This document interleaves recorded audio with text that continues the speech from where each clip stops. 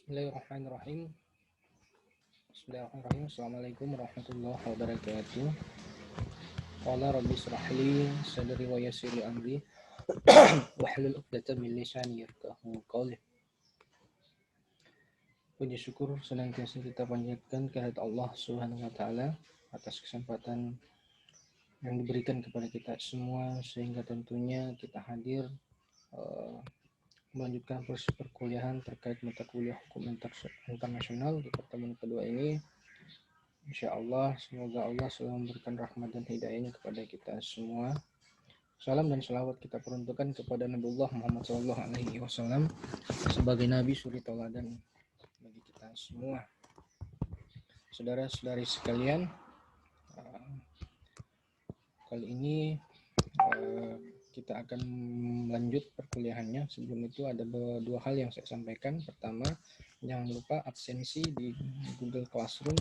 Kemudian yang kedua, ini wajib ya kita laksanakan sebelum perkuliahan dimulai atau setelah perkuliahan dimulai. Saya ingin saudara-saudari sekalian membacakan beberapa surat atau Al-Quran dalam ya minimal juz 30 ya, bisa tamat pas selesai dengan berakhirnya perkuliahan ini ya. Ini menjadi suatu perhatian karena ini adik-adik kan sudah semester 6 ya.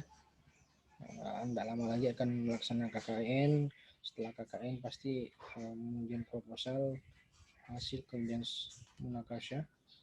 Jadi adik-adik ini akan dituntut nanti cara ngajinya bagaimana. Olehnya itu sedini mungkin memperbaiki bacaannya ya, cara mengajinya. Baik, saya akan share screen materi terkait dengan materi selanjutnya di hukum internasional. Ini kita akan bahas ya, ini terkait materi hukum internasional, sumber-sumber hukum internasional. Kita akan bahas sekarang itu sumber-sumber hukum internasional.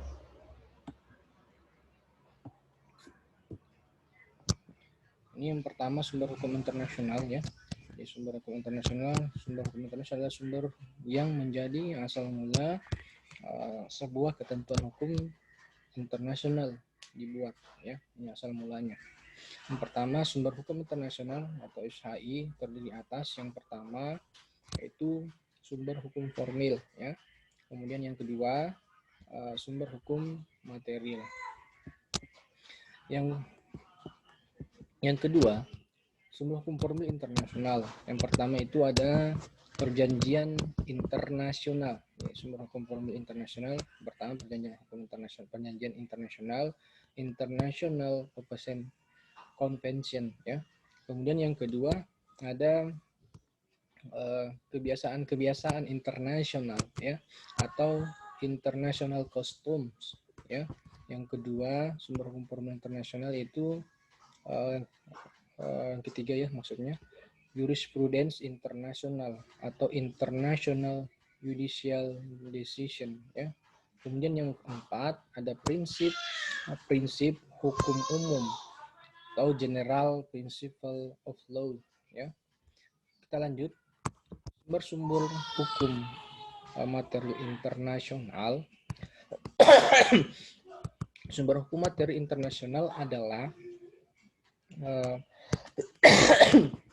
sumber hukum materi internasional adalah pendapat-pendapat dari para ahli hukum internasional atau disebut juga sebagai doktrin para ahli hukum internasional. Kemudian selanjutnya kita beralih ke perjanjian internasional. Ini dikatakan bahwa perjanjian internasional atau international conventions adalah perjanjian atau kesepakatan negara mengenai suatu hal tertentu. Ya. Jadi perjanjian atau kesepakatan yang dibuat oleh beberapa negara mengenai suatu hal tertentu. Ya. Kemudian selanjutnya jenis-jenis perjanjian internasional. Yang pertama ada namanya perjanjian bilateral ya atau perjanjian internasional yang dilakukan oleh dua negara yang menyepakati urusan-urusan tertentu, ya. Jadi ada dua negara yang menyepakati urusan-urusan tertentu. Kemudian yang kedua, ada perjanjian multilateral, ya. Perjanjian internasional yang dilakukan beberapa negara yang membuat kesepakatan akan suatu urusan tertentu, ya. Jadi perjanjian internasional dilakukan beberapa negara, lebih dari dua negara yang membuat kesepakatan akan suatu urusan tertentu. Kemudian selanjutnya ada objek perjanjian internasional, ya. Jadi bisa Anda lihat dan perhatikan, objek perjanjian internasional adalah kerjasama internasional, ya.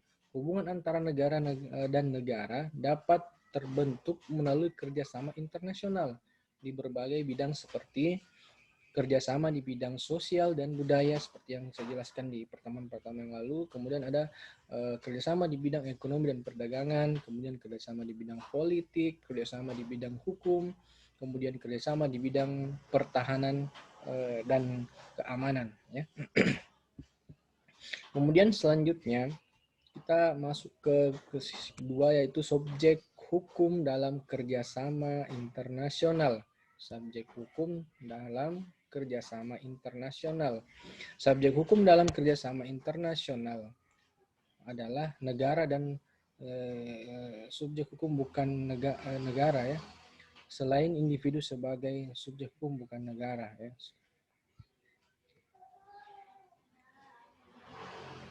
Beberapa subjek hukum bukan negara, ya.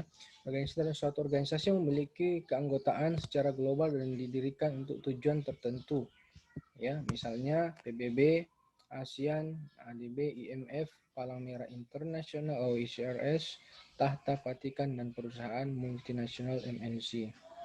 Individu sebagai SHBN lahir Deklarasi Universal tentang sini SHBN subjek hukum bukan negara. Hak Asasi Manusia Universal Declaration of Human Rights pada tanggal 10 Desember 1948 diikuti dengan lahirnya beberapa konvensi hak asasi manusia di berbagai kawasan menyatakan individu adalah sebagai subjek hukum internasional yang mandiri, tidak termasuk subjek hukum dalam kerjasama internasional. Kemudian selanjutnya bentuk kerjasama antara negara dan subjek hukum bukan negara, ya. Kerjasama internasional antara negara dan subjek hukum bukan negara, ya. Atau SHBN dapat dilakukan dengan beberapa cara, antara lain hubungan kerjasama antara negara dengan PBB seperti menjadi anggota PBB. Kemudian yang kedua, hubungan kerjasama antara negara dan organisasi internasional di bawah PBB seperti WHO, FAO, UNICEF, UNESCO, dan lain-lain. Kemudian yang ketiga, hubungan kerjasama dengan ICRS. Kemudian yang keempat, hubungan kerjasama antara negara dan perusahaan MNC, ya. Kemudian ada bentuk kerjasama internasional antara SHBN satu sama lain, ya. Subjek hukum bukan negara maksudnya, ya. Hubungan SHBN subjek hukum bukan negara satu sama lain dilakukan dengan beberapa cara, antara lain hubungan pertama, hubungan kerjasama antara PBB dan Uni Eropa atau EU.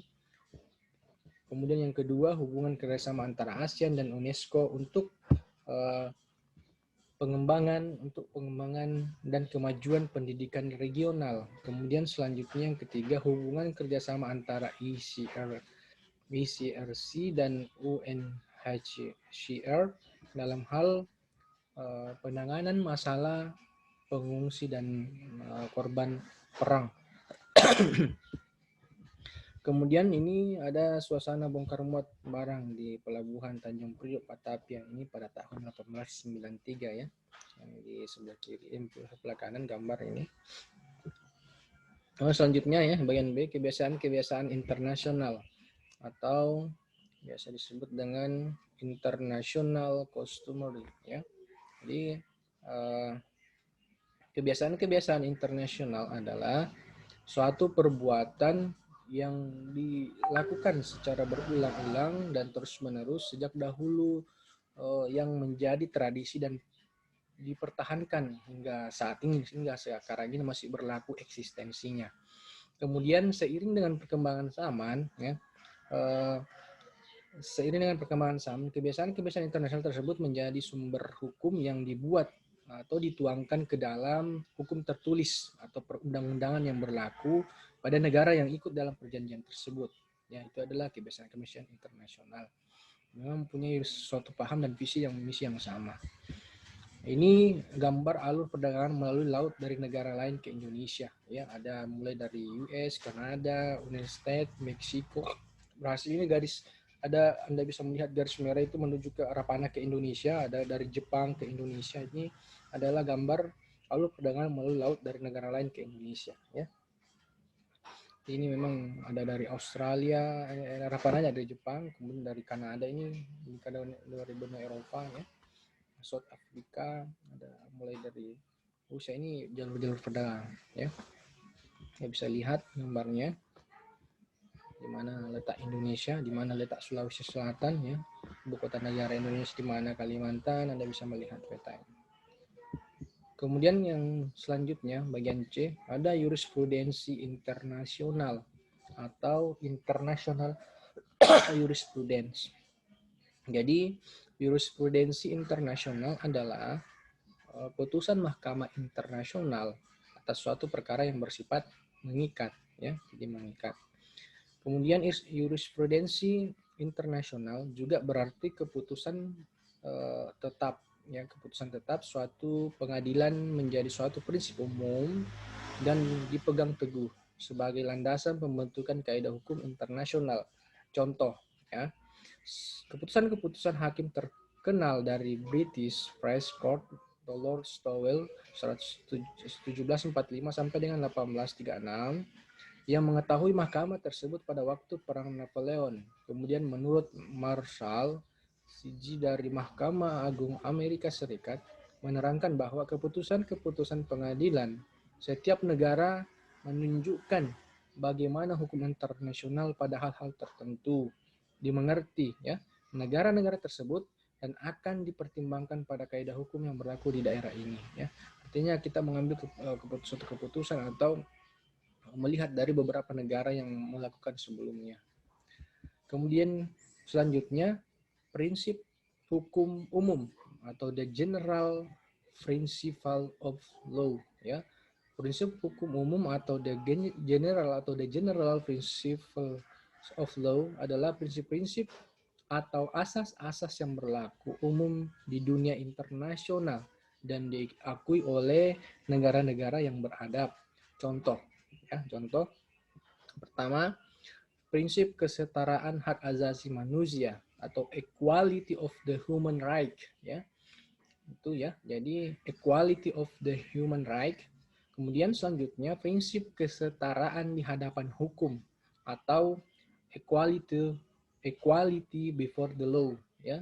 Kemudian selanjutnya ada prinsip Pacta Sunt Servanda atau seluruh perjanjian yang dibuat harus ditepati. Dalam Kitab Undang Hukum Perdata pasal 1338, semua perjanjian yang dibuat secara sah berlaku sebagai undang-undang bagi mereka yang membuatnya ya. Saya rasa itu ya. Ini terakhir prinsip hukum terkait subjek-subjek hukum ya. Saya rasa mudah-mudahan apa yang telah saya jelaskan tadi bisa menambah wawasan ilmu pengetahuannya. Gini ya, jadi ini hanya sebagian kecil referensi materi yang saya munculkan, mengingat waktu rekaman ini harus singkat dan padat ya, karena kalau terlalu panjang nanti juga cepat bosan ya. Jadi saya rasa materi yang kedua ini, hukum internasional, sumber-sumber hukum internasional ini semoga bisa menambah hasanah ilmu pengetahuan saudara, dan saya harap Anda bisa mengembangkan lagi, bisa melihat sumber-sumber hukum internasional dari referensi sumber-sumber yang lain ya. Jadi apabila ada yang perlu disampaikan, silakan disampaikan di WA pribadi saya, dan jangan lupa berikan komentarnya setelah menyimak video ini, berikan komentar di Google Classroom dan jangan lupa absen ya. Dan yang paling terpenting, saya harap Anda tidak lupa mengajinya ya. Jadi juz 30 itu bisa sebisa mungkin insya Allah bisa ditamatkan iring berjalannya perkuliahan setiap pertemuan ini Anda bisa membacanya ya. Demikian, semoga apa yang kita lakukan pada kesempatan ini bernilai ibadah insyaallah. Sekian, billahi taufiq wal hidayah. Assalamualaikum warahmatullahi wabarakatuh.